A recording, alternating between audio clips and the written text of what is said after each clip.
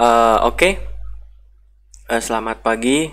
Jadi kembali lagi bersama saya Franz. Jadi di video kali ini kita akan bahas mengenai repo saham. Jadi sesuai janji kita bahwa di masa market yang sangat volatile ini, fokus kita akan lebih banyak ke edukasi.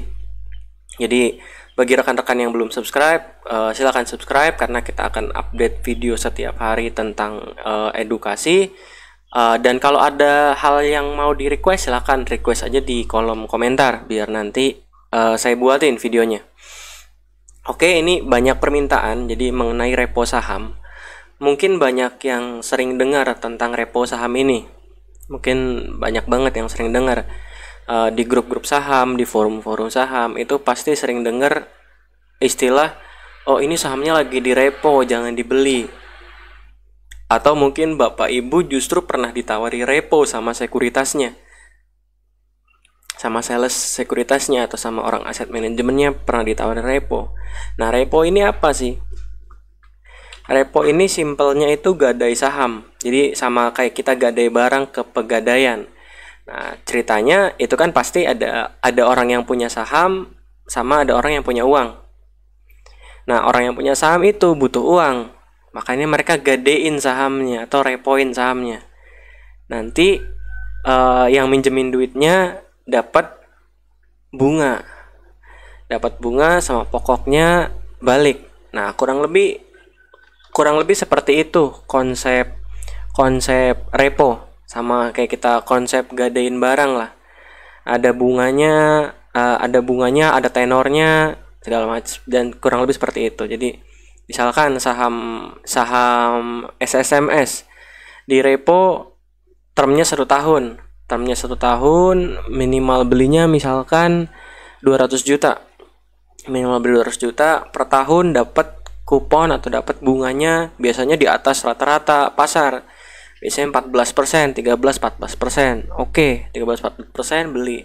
Nanti tahun depan pokoknya dibayarin bayar pokoknya itu bayar bunganya itu tergantung penerbit reponya, bisa per bulan, bisa per 6 bulan, bisa per 3 bulan. Itu mah fleksibel.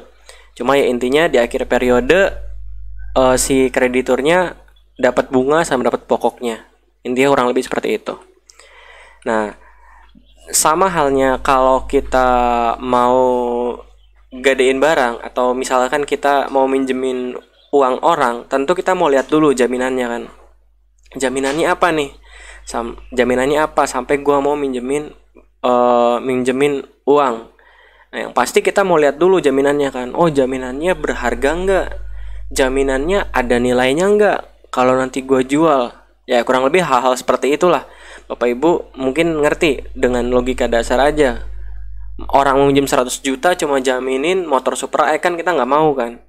Ya, intinya harus senilai lah apa yang dipinjam sama apa yang dijaminkan. Nah, kalau mobil, motor, emas itu kan udah jelas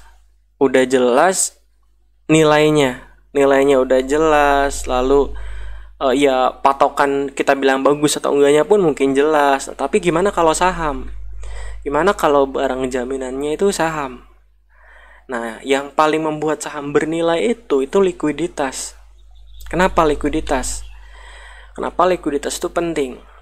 Hal pertama adalah kalau kita baru di saham, kita newbie di pasar modal, newbie di pasar saham, itu pasti orang-orang sekuritas atau bahkan senior-senior kita di market, di forum saham itu selalu bilang, beli saham yang liquid. Ya kan, beli saham yang liquid, jangan beli saham gorengan dan segala macam.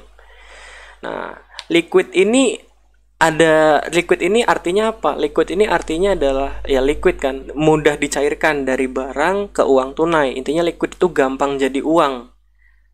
Nah, sementara kalau di market kita lihat likuiditas itu dari satu hal, yaitu yang transaksi hariannya besar. Jadi rata-rata transaksi harian 10 miliar ke atas misalkan, itu liquid. Nah, atau ya intinya yang seperti itu, yang transaksinya liquid. Sampai muncullah muncullah konsep indeks LQ45. atau 45 saham yang paling liquid.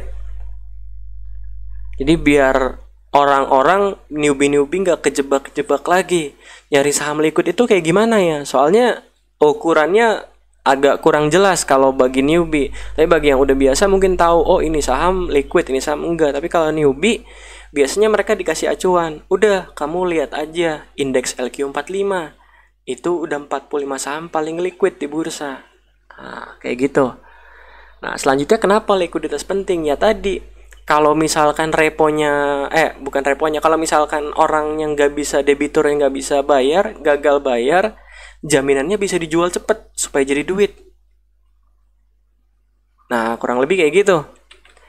Nah, sekarang pertanyaannya adalah gimana caranya buat saham itu saham itu berharga ya, tadi likuiditas. Nah, makanya kalau di saham-saham repo itu volumenya itu liquid, volumenya itu dijaga.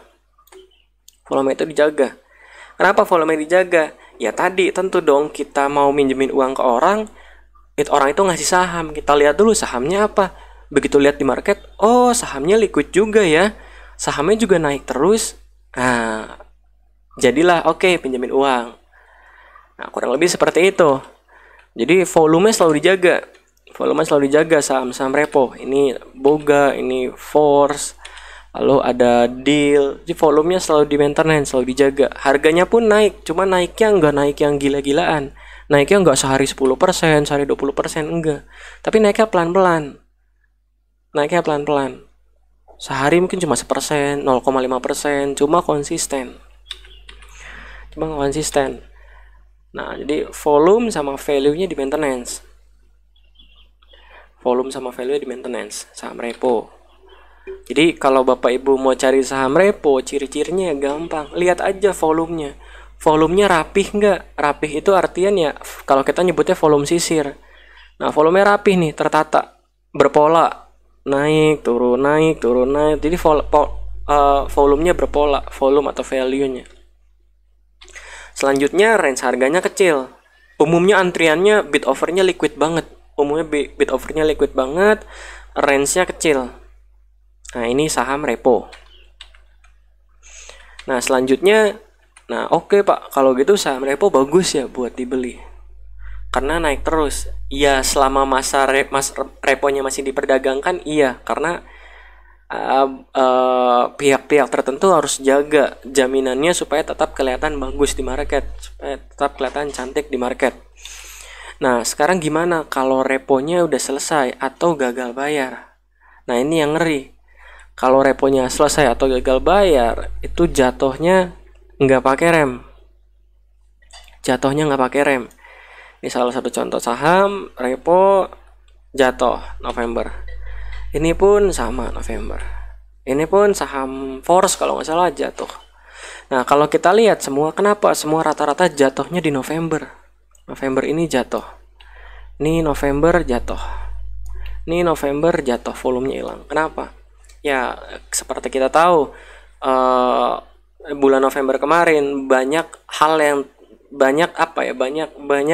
kasus di bursa, di pasar modal kita yang mulai muncul di pasar, mulai dari Pak BT dengan Hansen-nya yang gagal bayar, lalu ada NAM, salah satu aset manajemen yang gagal bayar juga karena katanya ada gagal serah terima saham dan lain-lain.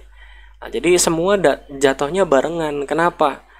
Ya, karena tipe sahamnya sama, saham-saham yang kemungkinan di repo.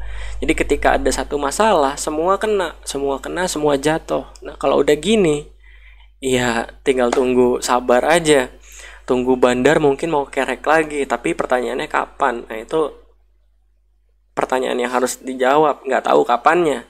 Cuma intinya saham repo itu semengerikan ini kalau misalkan reponya udah selesai atau gagal bayar. Jadi bagi yang belum pernah atau belum tahu atau baru tahu saham repo, lebih baik nggak usah beli, cari aman aja, begitu. Oke, mungkin segitu dari saya tentang repo saham. Semoga bermanfaat, semoga berguna. Silahkan kalau ada yang mau request video, boleh banget, tulis aja di komentar, dan jangan lupa subscribe, like, dan share. Thank you. Selamat pagi, semoga bermanfaat.